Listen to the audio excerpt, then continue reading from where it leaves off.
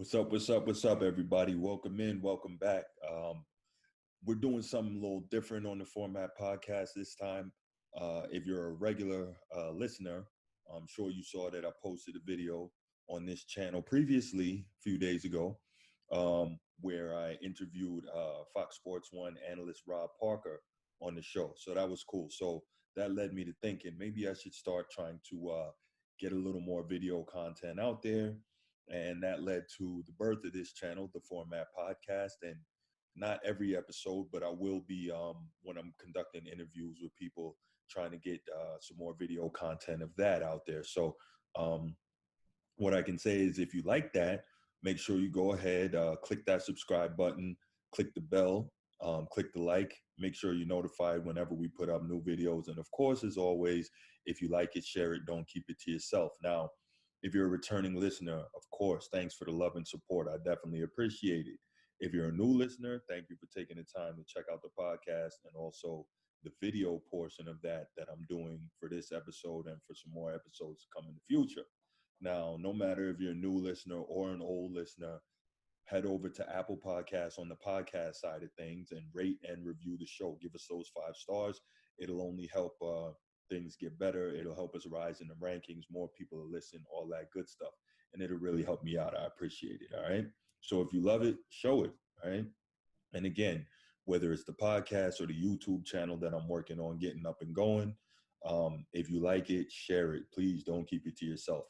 If you want to reach out, you can catch me on social media. You can catch me on Twitter at Bruce F.A. Hope. That's at Bruce F.A. Hope. You can catch me on Instagram at The Format Podcast, at The Format Podcast. You can email me at theformatpodcast@outlook.com. That's theformatpodcast@outlook.com. On any one of those platforms, you can shoot me a message. Tell me you love the show. Tell me you hate the show. If you hate the show, just tell me why. You can tell me I'm the dumbest dude in the world talking sports. That's cool. Just tell me why. We could discuss it. We could debate it. We can get into a shouting match. Maybe not the shouting match, right? But anyway, we definitely could talk about it. I don't care what you do. I just love to know that you're listening and the interaction is great. So thank you so much for that.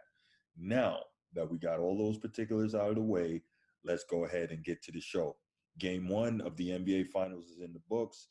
Miami Heat pretty much got smoked by the Los Angeles Lakers, but there's some interesting things going on during the course of that game. And who better to discuss that with, of course, than our own hoops analyst, Andy Noel. So he's going to be here with you right around the corner after the break. So sit back, relax, and listen up to episode 75 of The Format.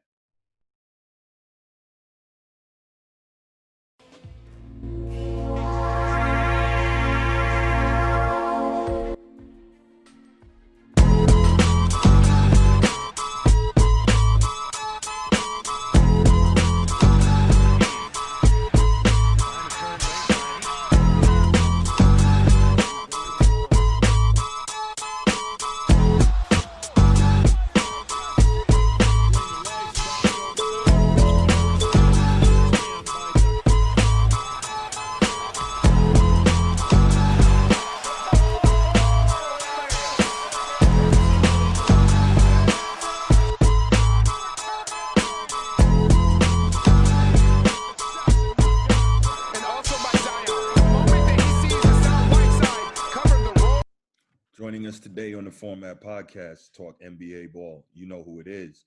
It's our official hoops analyst, AAU coach, Andy Noel. Andy, what's going on, man? Thanks for joining. Bruce, thank you for having me again. I really appreciate the opportunity to come out here and chat with you. Absolutely. So let's get it going. We'll start with last night's game 1 of the NBA Finals, and definitely like to get your thoughts on it. You and I, chatted a little bit during the game. I see you making that face, so I think I have an idea of some of what's coming here. So let's get it going. We'll start with, I love the way the Miami Heat came out really hot in this game. The Heat came out hot. You like that? But they came out. They were making shots. They were playing well. Had a lead as large as, I believe, 16 points in the game. And then... Go ahead. We'll say the Lakers cut into the lead, and I'll let you take over from here. Yeah. So first and foremost, just the league, the series in itself. Miami needs to be near perfect in order for this. In order, just things being even and things being what they are, Miami would need to be perfect in order to make this series competitive. What's understated is the Lakers got a stacked roster, right? They got a bunch of really good role players, right? A bunch of they've essentially turned Golden State's model into their own model, where you have a bunch of switchable players who are long and athletic, right, and a bunch of 3-and-D guys. Miami doesn't necessarily have the size, or at least they aren't playing the size. Number one, so that's if everything was just even.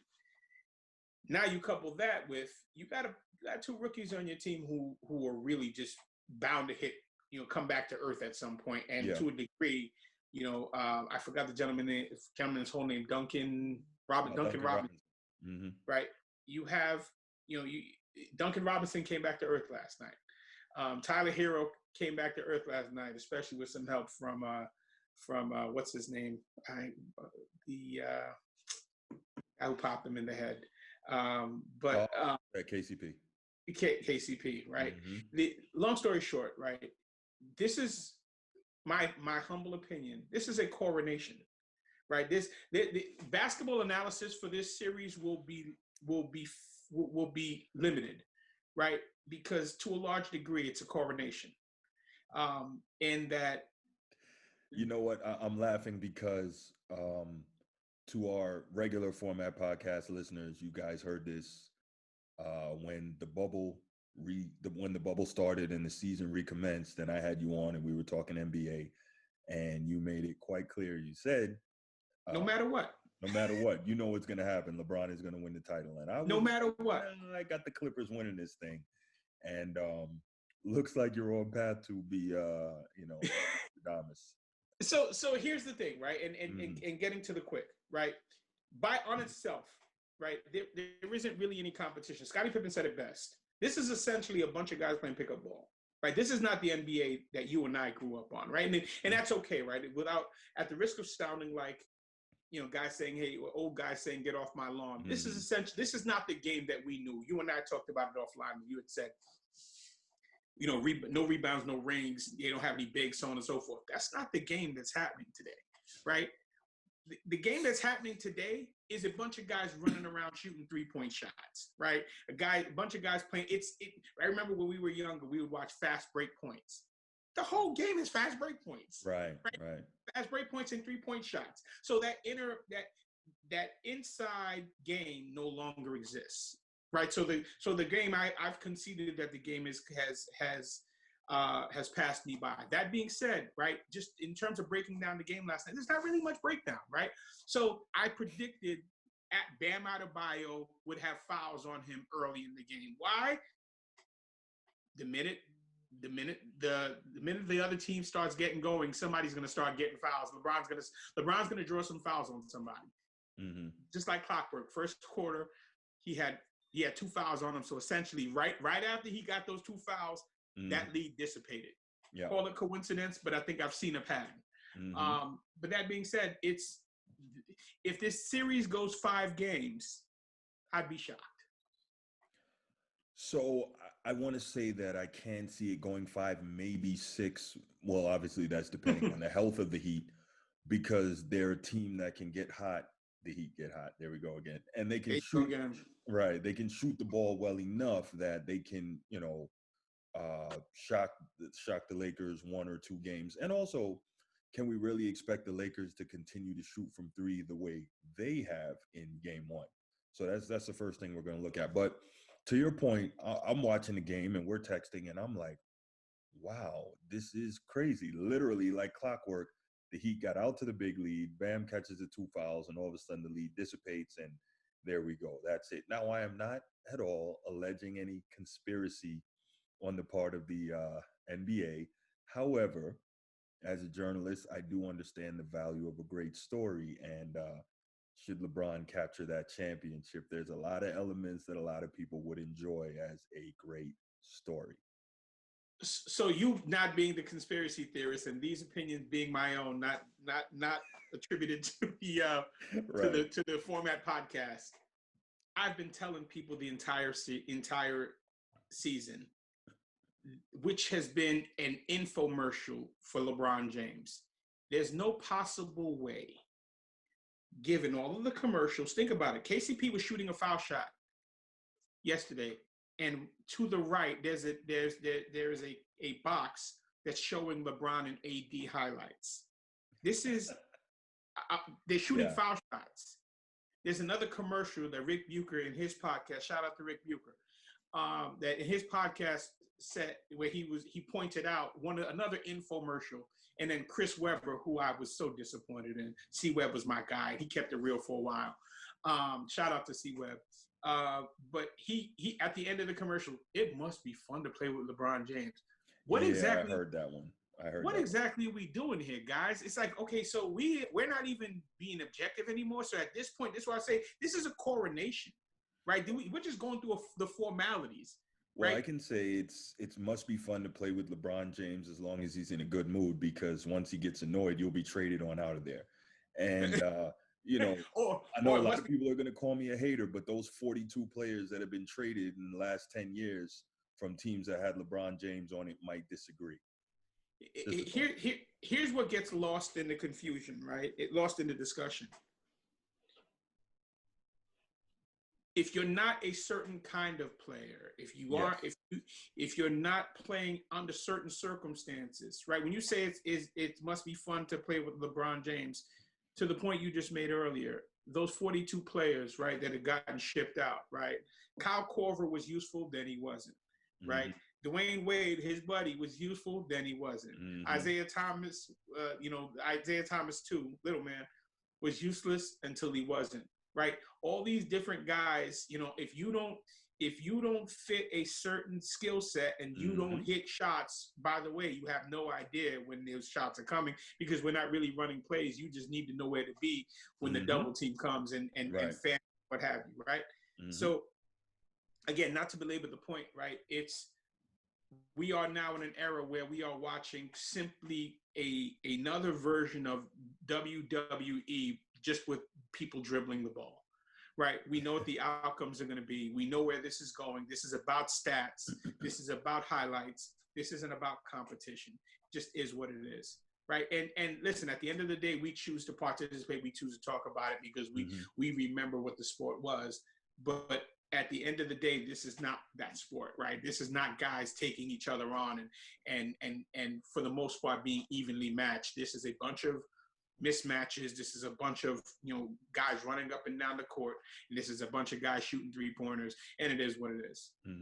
So let's talk about something I thought was really interesting last night. And again, I texted you about it when I saw it. I thought it was so interesting, and I hadn't noticed it or per se paid attention to it up until last night.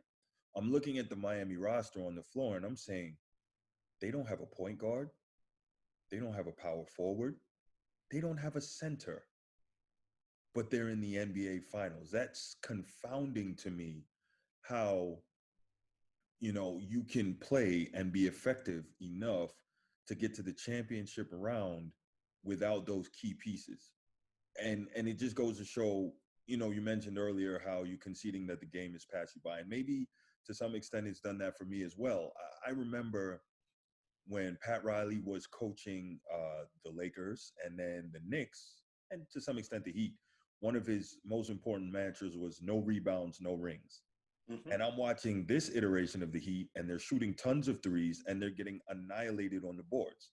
And I noticed that with the Celtics in the previous round. And it seems to me, I'm not a coach, you're a coach, but one of the most basic basketball tenets is you have to get rebounds. And for the most part, you can't win if you don't control the glass, or at least, come out relatively even on the glass.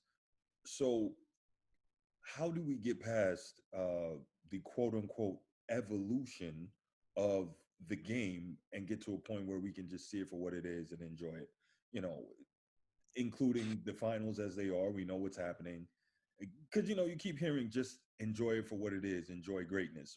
What do you do, and what's your suggestion for that? You don't want to hear. I don't. It's so look. As a former basketball player, as a coach, as a purist, as a basketball analyst in my own head, right? I'm always watching the game and breaking it down. I find it very difficult to watch this iteration of the game. I'll give you one example, right? You and I talked about it earlier.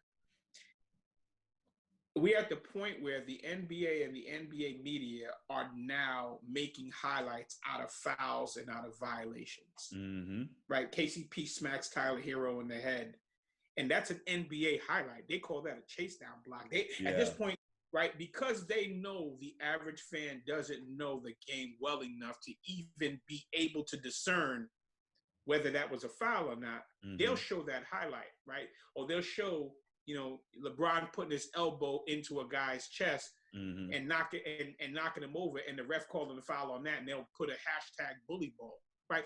That's an offensive foul. So we're basically at the point where the horse is out of the barn, right? Toothpaste is out of the tube. This isn't going back, right? This is actually getting.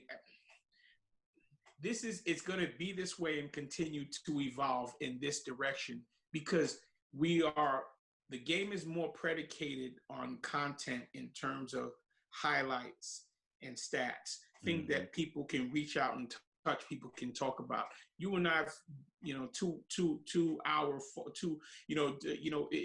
a fault, have had arguments with people on social media or debates who essentially the first thing they do is throw out stats, right? Oh, this person is the greatest. You're watching a game in November on a Sunday afternoon, and 3 weeks into the season, the commentators are already talking about who's going to be the MVP, right? And all of a sudden, the MVPs, gives players superpowers.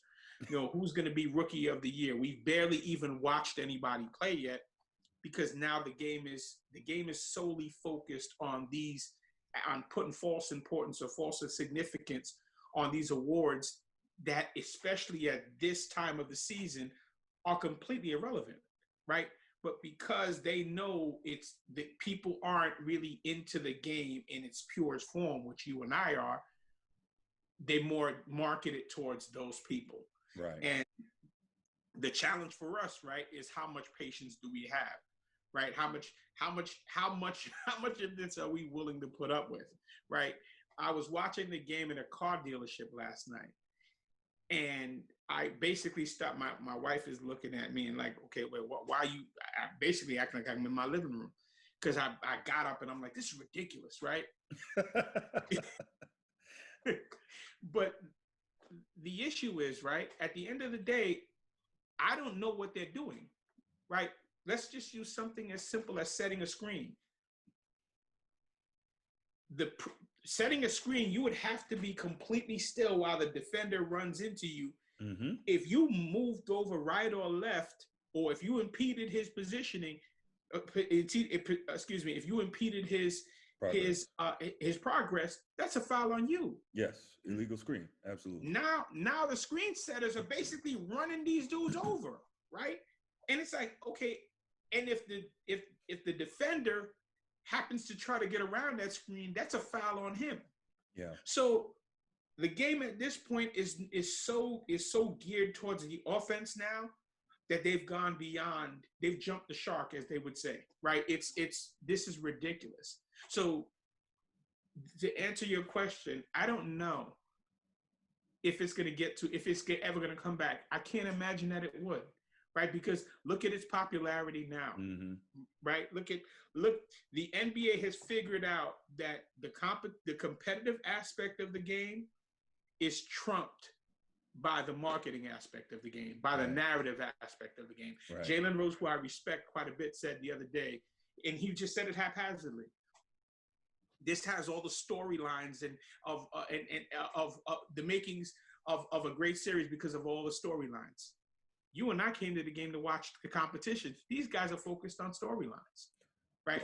I think the difference is that when we were coming up and we were watching the game, the competition is what created the storylines. Now the storylines come from other places, but so be it. To your point about the stats and the game being so geared towards the offense, that's another thing I wanted to mention. I actually tweeted it out and I think posted on Instagram. I saw a graphic last night about LeBron James now being second all time in made three-pointers in the NBA Finals. And okay, that's great. It's another statistical milestone for him. That's fantastic. But some context here, and this is something I mentioned. Whoa, whoa, whoa, whoa, whoa. Hey, watch the C word, buddy. Watch the C word. No, to add a little context, three-pointers didn't even exist in the NBA until 1980. And it wasn't until about 2005, maybe 2006, with the 7 seconds or less Phoenix Suns, that the three-point shot really exploded in terms of its value and its volume. So comparing a guy now taking a lot more threes to players back then who in many cases were better shooters than him is, I'll just say it, it's asinine. So to utilize a statistic like that and create a graphic and put it out there to say, oh well, LeBron's doing this, you can't compare that because the game is so completely different in the way it's played and the way it's coached. But anyway, you're right. I probably sound like No. old man, get off my lawn. Let me use your guy to make your point. Okay. Larry Bird, known as one of the best three-point shooters ever to play the game, correct? Mm-hmm. Yeah. Bird took less than 5 per game. Right. He didn't shoot them a lot. I believe he was the first one to set the record for made three-pointers in a season, and it was like 61 threes. They weren't shooting them a lot. So the logic behind comparing that, right? Comparing that where 61, right? 61 makes in a season is record breaking. Right. They're taking 40 in a game today. Yeah. Right. So and Steph Curry, that's one team. Steph Curry's taking 7 a game. Right. And he's hitting at a 30+% clip. Right. So 43% for his career. Yeah. Right. So to me, right, one would say, well, again, we're just complaining, we're old heads complaining. No, it lacked, the comparison lacked context. Right. They weren't taking they weren't taking that many three-pointers back then. So this first of, the second of, what have you, it all of a sudden has become the forefront of every argument, right? LeBron James is the first guy to wear Nikes, 2 different color Nikes, and dunk at the same time, while somebody else is shooting a three-pointer in another gym. They're creating all these different stats that didn't matter 20 years ago, but now all of a sudden have significance. Right. Excuse me. Yeah. So obviously the Lakers getting back to the finals. The Lakers won game 1 in a blowout, I think 116-98. And Miami also suffered multiple injuries.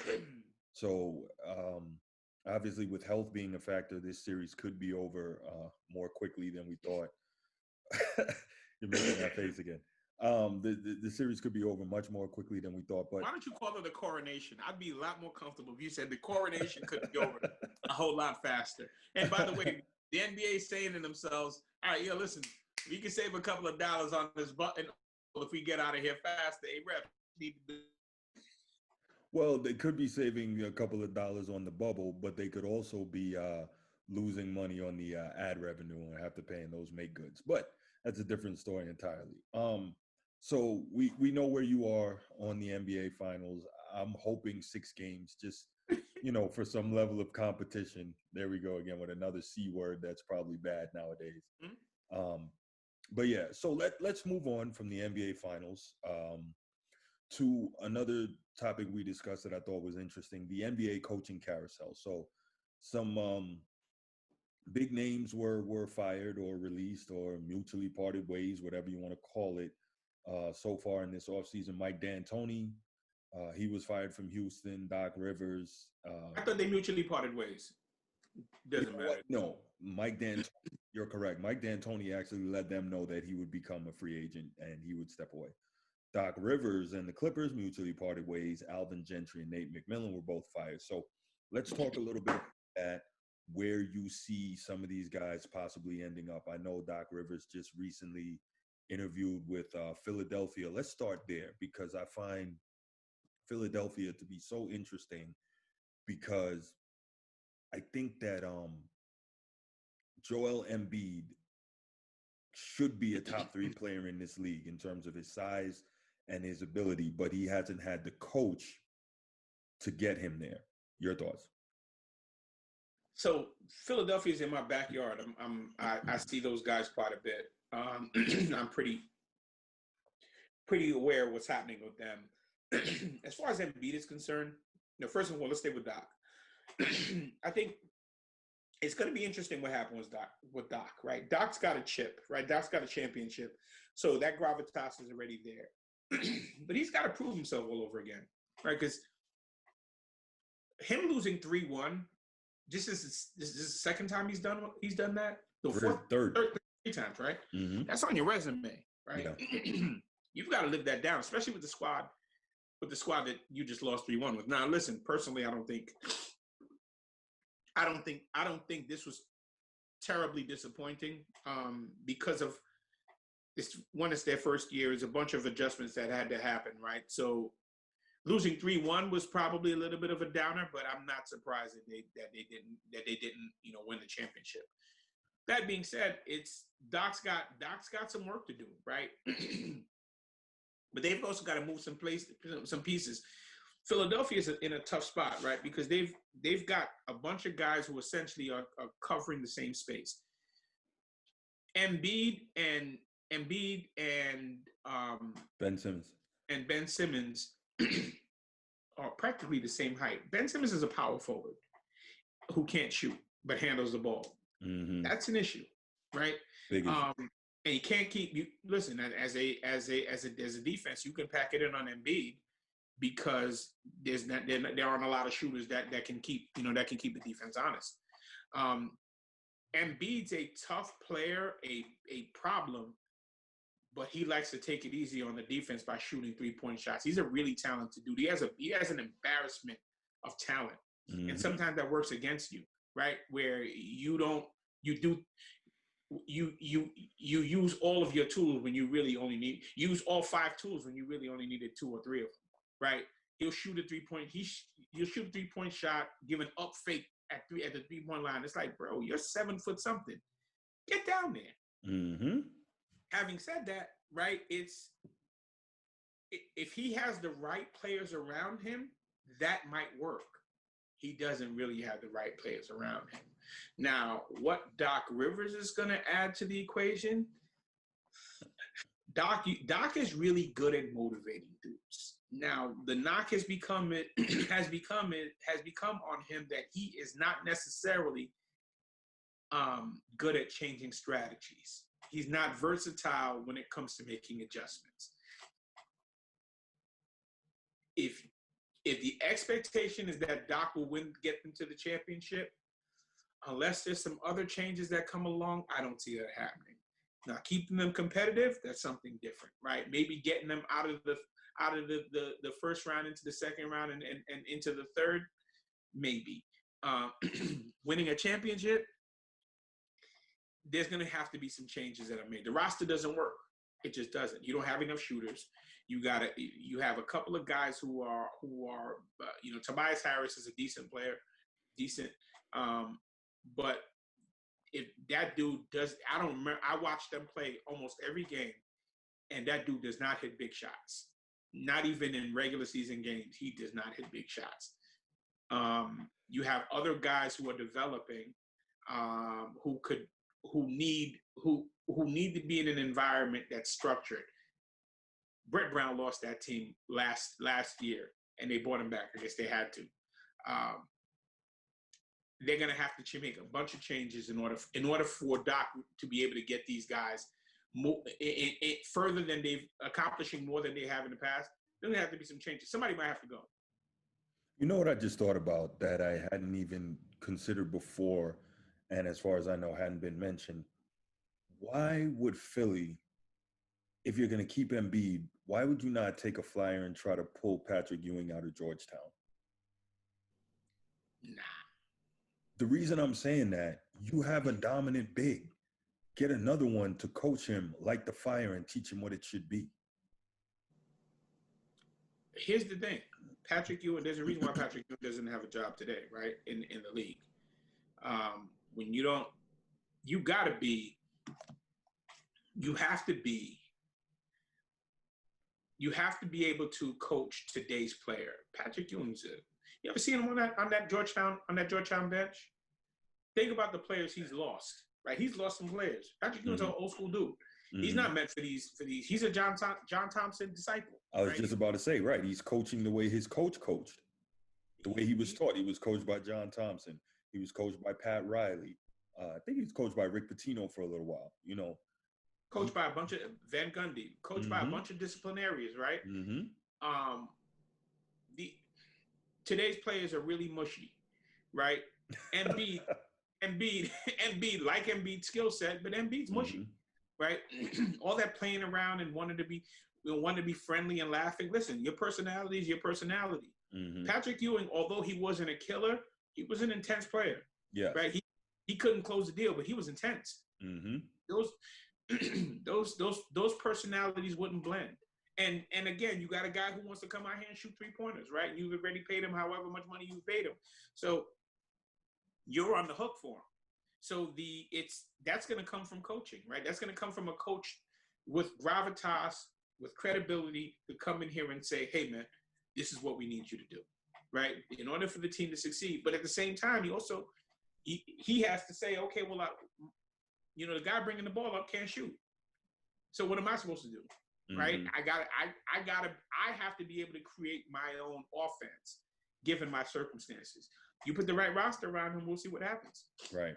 So do you think, I'm going to assume here that given the available coaching names, that Doc Rivers is probably going to end up that Sixers coach. How do you see that playing out? I saw it this morning, actually. They said he's the favorite. There you go. Yeah, I think it might be his job to lose, right? It's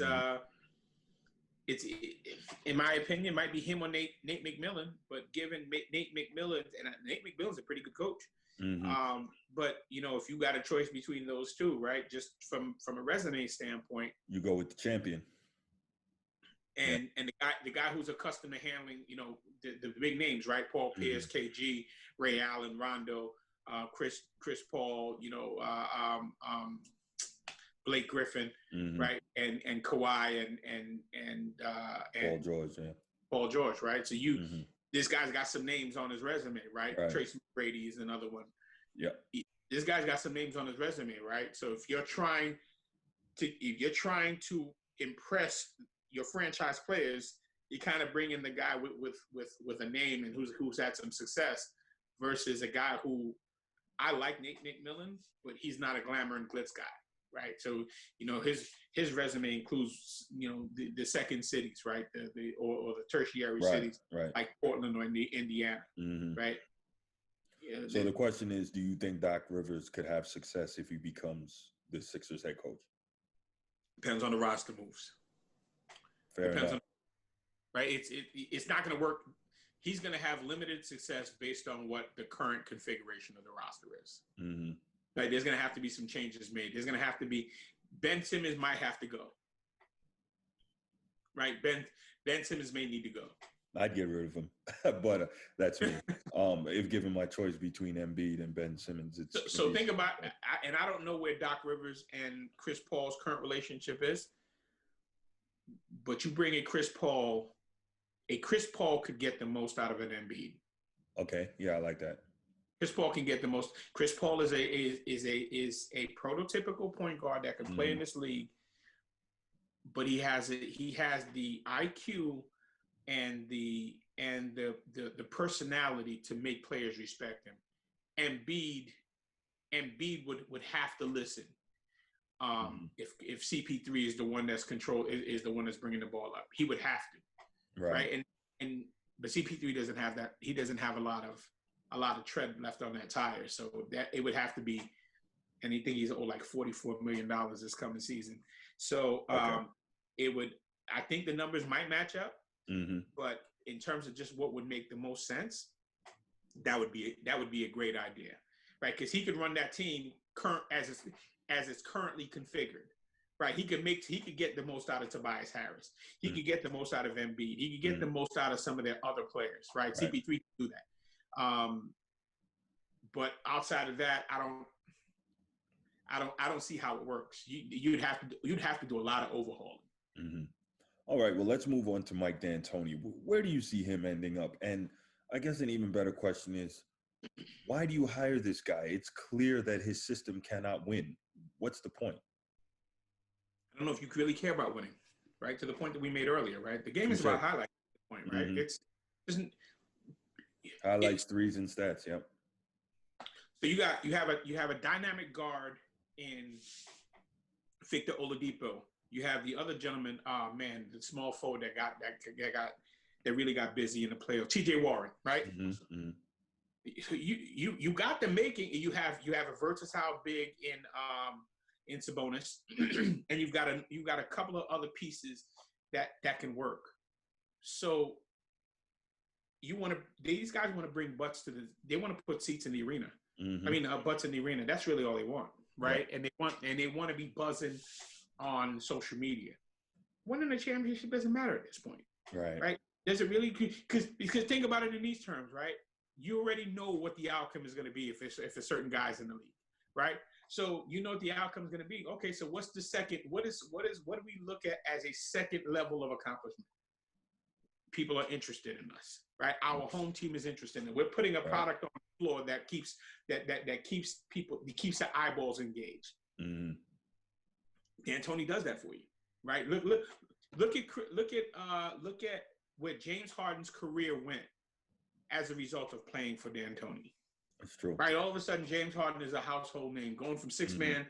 Don't get me wrong. James Harden did this thing when he was playing for McHale as well, but not to this degree where he's going on these long streaks of scoring title. I mean, scoring streaks for 60 games or 6 games or however many games he's scoring X amount of points.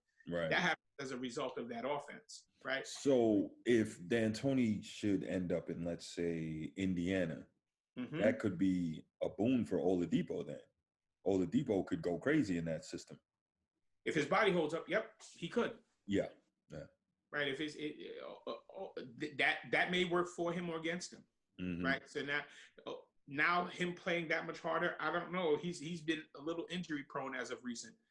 I don't know if that will be beneficial to him if he's not 100% healthy. Right. So Steve Nash, as good as Steve Nash was, Steve Nash kind of got injured a lot. Right.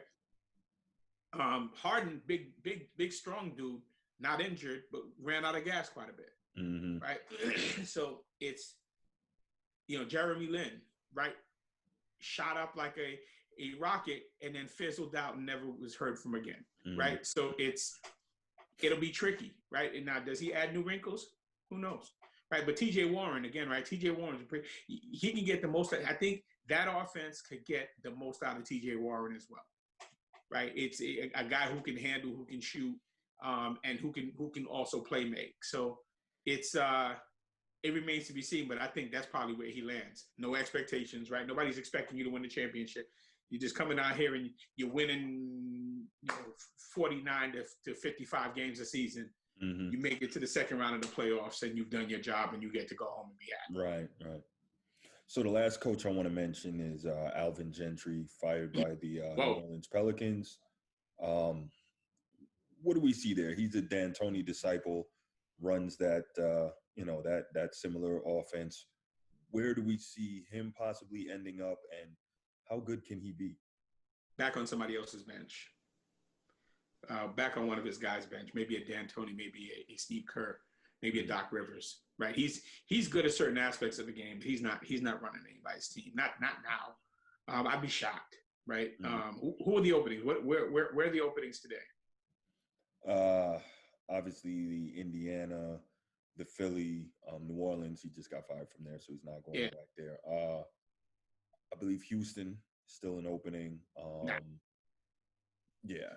So Yeah, he's there's gonna end not. up on somebody's bench. He'll be an assistant coach, high level assistant coach. Mhm. Not the top guy, maybe third guy on somebody's bench. Okay. All right. So we've gone through the coaching carousel a little bit. Some big names there. We've talked about that. Before we get out of here, let's talk a little free agents. Obviously, we know the biggest name, even though he's not technically a free agent until next offseason, is Giannis.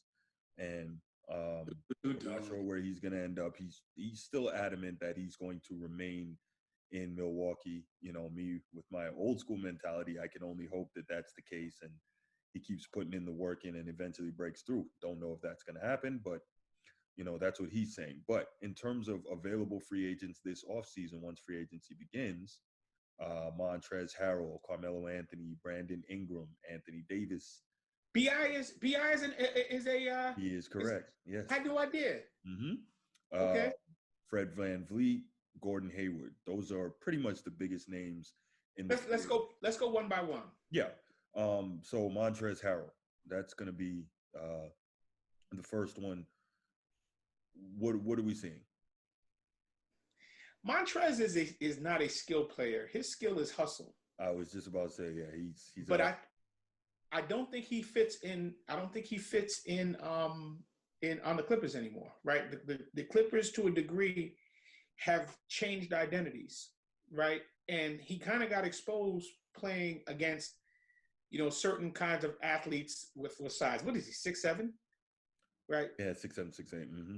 You're a 6'7", 6'8" power forward who can't shoot Mm-hmm. and who relies on energy plays, Mm-hmm. right? So translation, we pack the paint, you become useless. Well, 18 points per game worth of energy plays. It's a lot of energy.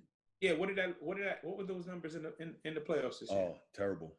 There you go. Now people are gonna say he lost his grandmother right before the bubble, and he was never able to really get it going, and that may be legitimate, but I get your point. So here's the problem, right? Again,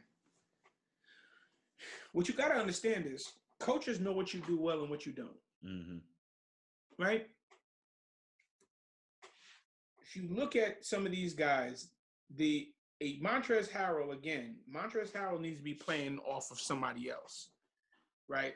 Now, where he goes, he needs to be playing around players who really know how to play and who can really open the floor for him to do what he does, which is dive and and put backs and grab rebounds and block shots where he can.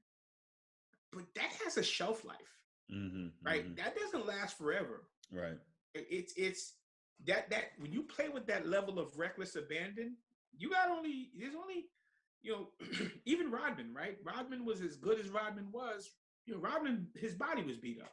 Mm-hmm. He's another version of Dennis, right? A not a poor man, but a broke man, destitute. Yeah. Of Dennis Rodman, right? Mm-hmm. And he's got to be careful. Now, I just don't think he fits on the Clippers anymore, right? So he's got to be careful as to where he goes, because I can see him ending up somewhere in like Detroit, right? Some secondary mark, somebody that's he's another one that can keep the eyeballs engaged. There's not really a lot of substance there, right? So I don't know where he goes. I can see him in a Detroit. I can see him in a secondary market. Maybe Miami, right?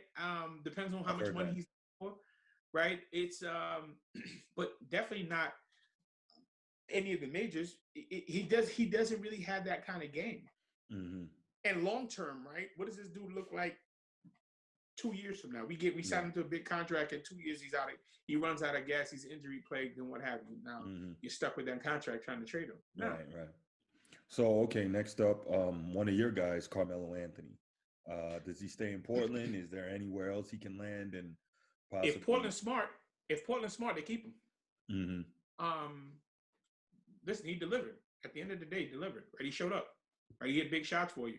Mm-hmm. Melo's game will age nicely. Melo's a jump shooter, right? Jump shooter and post guy. And Melo's game pays off specifically in the playoffs, right? When you need let's just say if Miami had a Melo, the series would be more interesting, right? Because you got a guy who can give you production out of the mid post. Now you got to play deep.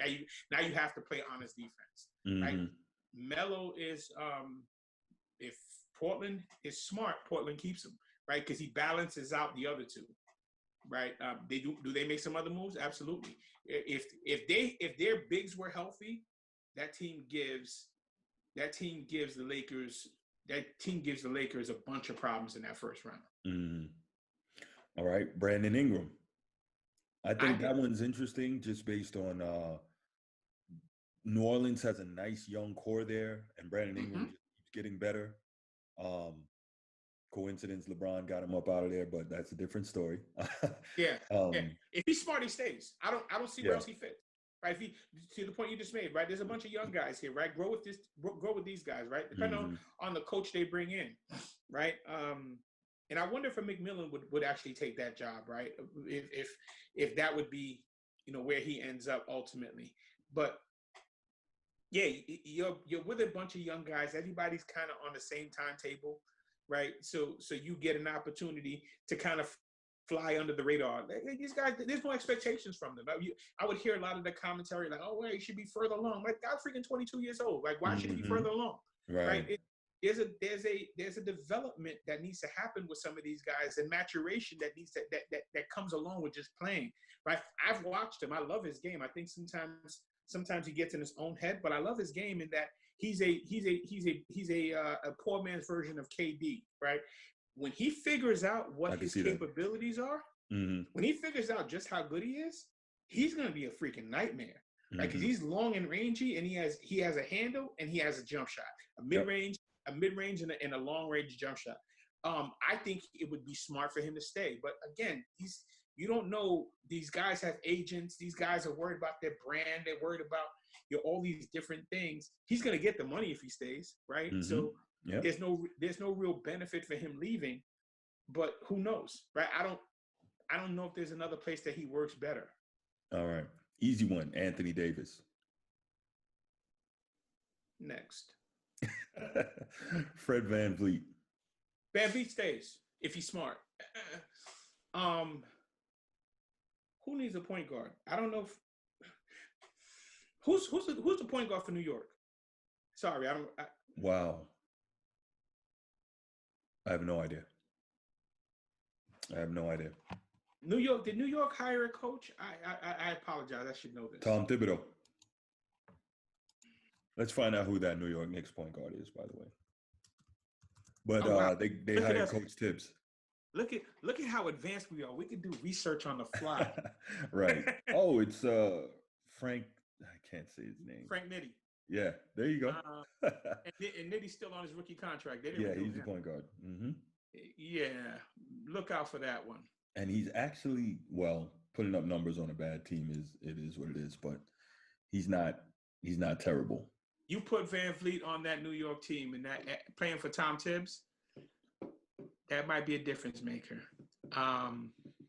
He's going to defend, and he can make shots, and he's tough. And New York the type of player that Thibodeau likes. Say again? Yeah, New York isn't cash strapped either. So, that could be that. Look out for that move. It would be smart, right? Look, he's doing that Toronto thing may be on its last legs, and he'd be smart. I think it is. Right? There's a bunch. Marc Gasol isn't even in the league anymore. Right. But you know what? Which means they actually might be able to pay Fred VanVleet. So it might be interesting to see where that goes. Right. But in my opinion, I think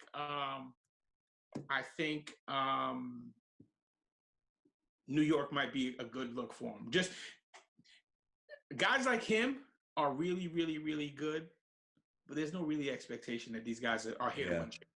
Right. They're here to come out here and pardon the lingo, bust your ass on a nightly basis, give you a headache, and essentially go on with their lives. Right. They're not here. They're gonna make a nice, decent mid-level package where they make some decent money and just come out here and give you that workman-like effort on a regular base, but never really him winning a championship was so That was it was so far-fetched and so improbable.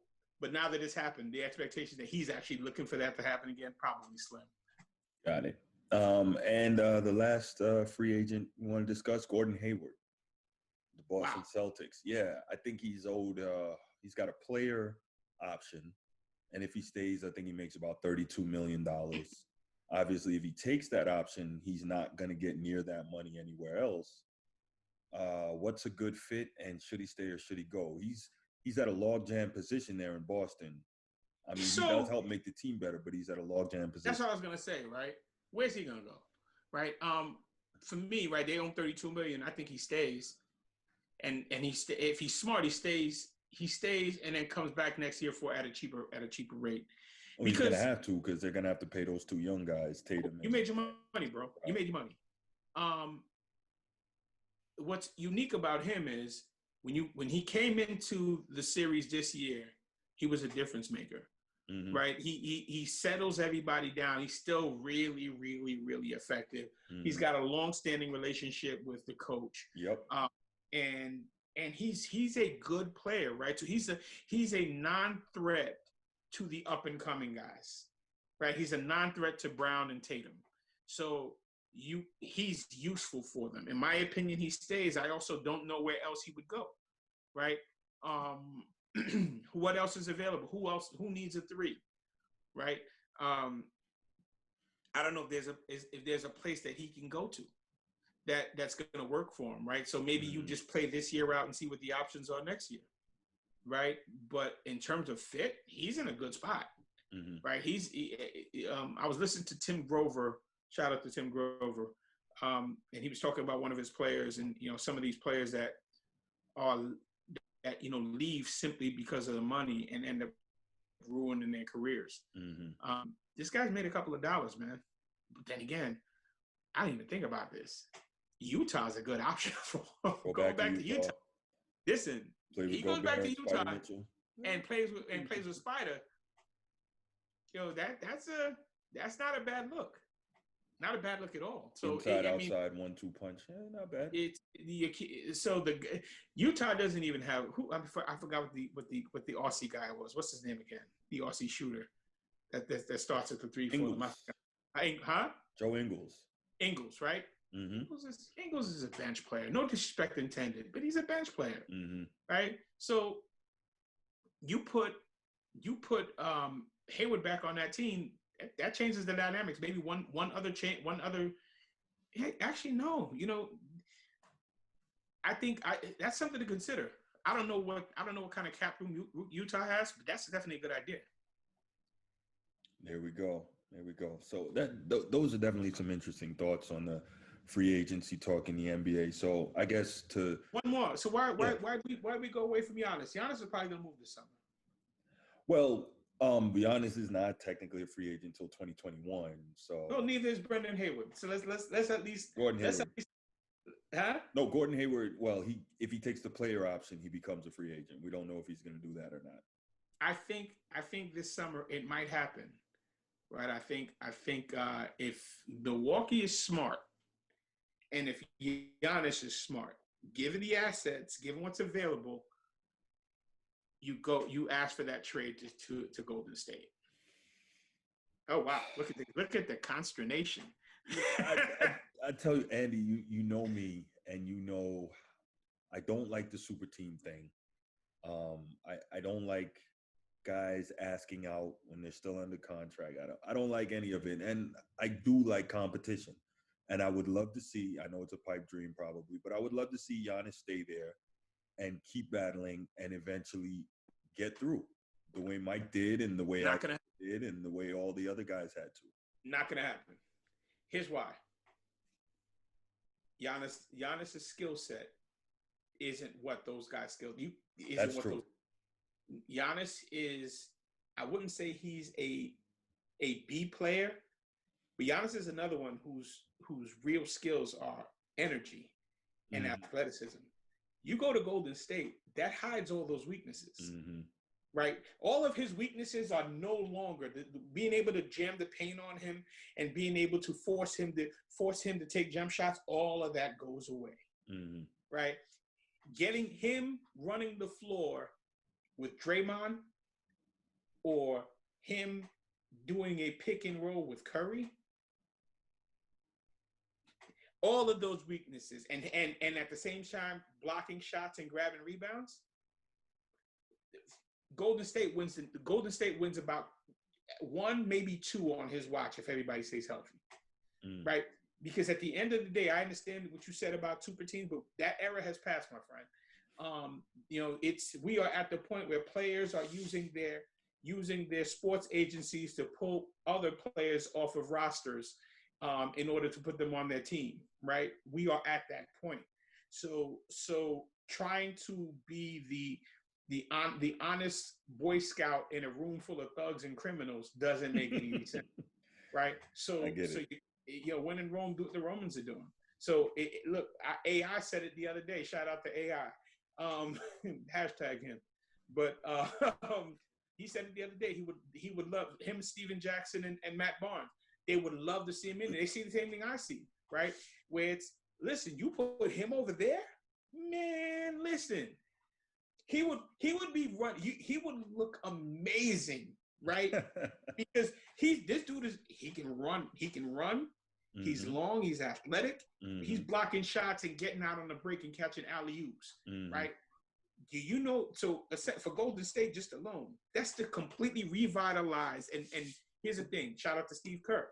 Steve Kerr has the wherewithal and the know-how to be able to use him effectively. Yeah, to make that work. Him playing in Milwaukee, shout out to those guys and all due respect.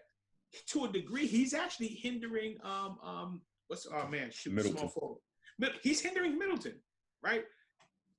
His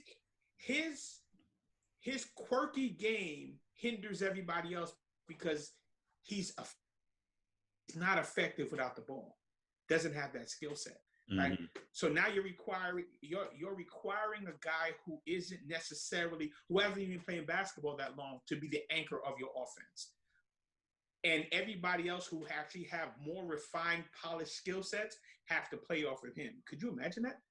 Right. Mm-hmm. So you're gonna do that for the next 5 years. We will at the end of every second round, first round, you'll be having the same conversation. What went wrong with Giannis? Well, he can't freaking do what you're expecting them to do in this setting.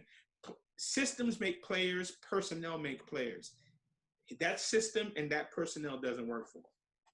Fair enough. And we'll leave it right there. Andy, thanks again for taking the time. Always a pleasure to talk hoops with you. And, over the next few days, I'm sure I'll be whining to you about the NBA finals and so on and so forth. But, thanks again for showing up on the Format Podcast. Bruce, I thank you for the opportunity. I really enjoy it. Awesome, man. You take it easy. Take care.